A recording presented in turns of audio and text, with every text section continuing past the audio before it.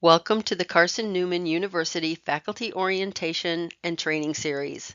In this video, we'll pull the content together inside of lesson modules, and then we'll look at the settings to best present these lesson modules to the students. The use of the lesson module tool offers consistency in content presentation. Lessons are assembled only after all the content is uploaded. Content items are the gradebook, discussion posts, drop boxes, tests, all the other content the student will touch within the lesson module. There are 3 steps in building a lesson module. 1. Add the lesson shell. 2. Add the lesson items. And 3. Publish the lesson. Assuming that you've already created the gradebook, loaded the content, and built the discussions and tests, we'll start building the lesson by selecting the Lessons tool link located on the left navigation panel within the course. Then we'll select the Add New Lesson, enter the week of the term that this lesson will be taught, and then the common topics that will be covered within the lesson module.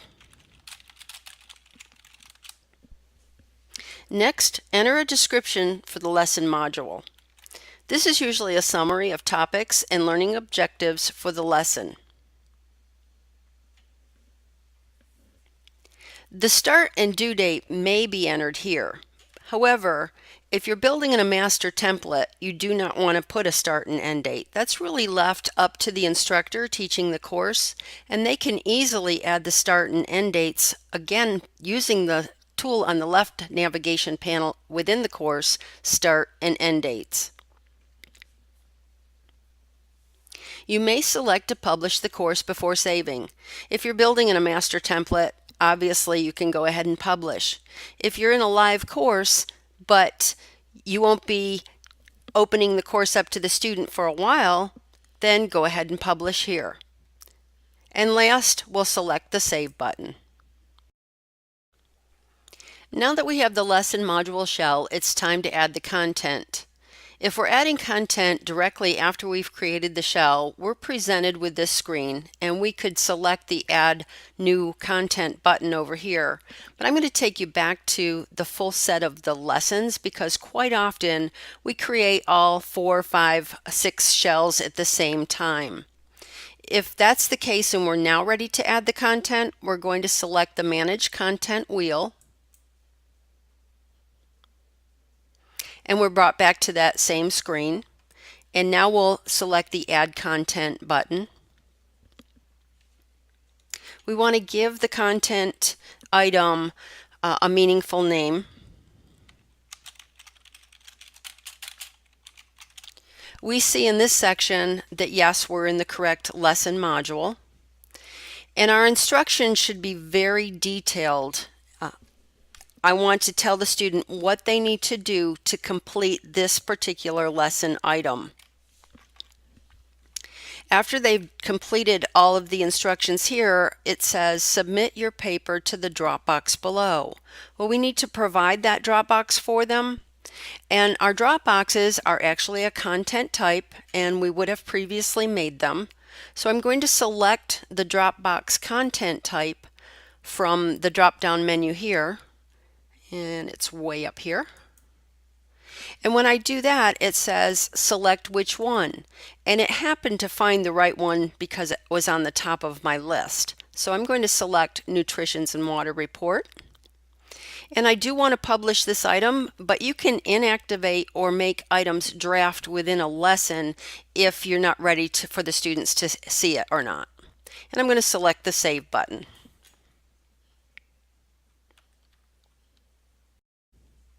After adding several items to the lesson module, you may find that you want to rearrange the order of the items. We first go back to the Lessons screen. Again, select the Manage Lesson wheel. And then it's pretty simple to do. All we have to do is take the item that we want moved and drag and drop. Let's look at the lesson presentation options. That is, how will these lessons interact or be viewed by the students? You'll notice that over here on the left-hand pane of your lessons bar, there's a little student view icon. When I select that, a second window will actually open, and now I'm seeing how the student views.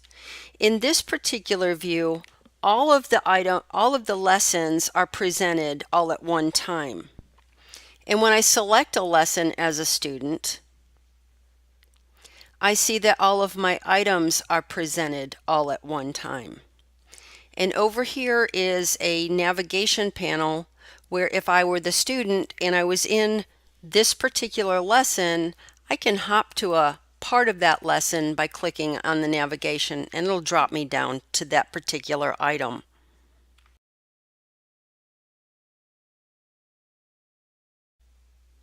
But what if we, as the instructor, would like our students to complete the items in a sequential order where they must mark each item complete before they can move on to the next one?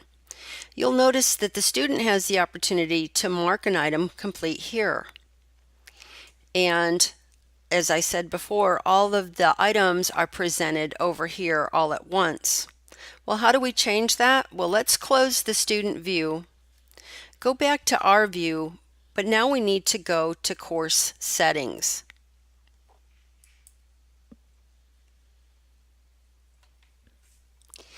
If we are in settings and we select the other tab, we see that right away it's asking us, do we want to present the items one at a time or as a checklist all at once? And we see that they were presented as a checklist before. I'm going to go ahead and select sequential here. Our next choice is, must they complete the items one at a time, sequentially, before they can go to the next one? Or is that off? Can they complete them in any order? I'm going to leave that off and see what it looks like when we finish these selections. Do we want the student to see the sidebar navigation pane? Remember the one that was up in here for the student. Now it is best practices to leave that turned on because the student, even if you're sequential and locked and they can't get to it, they do see how many items they have left to go. And it gives them some sort of encouragement as they go down through and complete their list. You can also restrict some of your items to be locked until there's a specific date for that particular item. It's defaulted to off. Do we want the students to see the progress bar? Absolutely, we want the students to see the progress bars. They need to see how far along in the lesson they have completed and how far they need to go. Now, here's a couple of new things. Do you want them to have to complete a test before they can mark it complete? In other words, they can't just hit that checkbox and have it completed even though they haven't done it. And even nicer is, do you require them to have a passing grade on the test to mark it complete? This is really a nice feature, especially if you're using your tests as practice content for them to be able to learn. You have the same option with the surveys. You have the same option with SCORM content or videos that are in your lessons. Now let's go ahead and save this. We'll go back to lessons. And again, we'll go to student view. And remember, we said sequential, but that's the items within the lessons. And we did have the progress bars turned on. And we see that me as this student, I haven't completed anything. But let's go into the basics of digestion. And you'll see now that I only have one item in my lesson and I have to complete this, and this is a student self identifying as complete before they can move on to the next item. And now it's your turn. Log on to Advanced 360 and explore. If you haven't received your hardbound copy of Course Designers and Instructors Advanced 360 version 8, then you can request it by contacting IT Help Desk at cn.edu, or there's a link to it under the Help button in Advanced 360. The next recording in this series is Outside the Classroom, Communities and Blogs.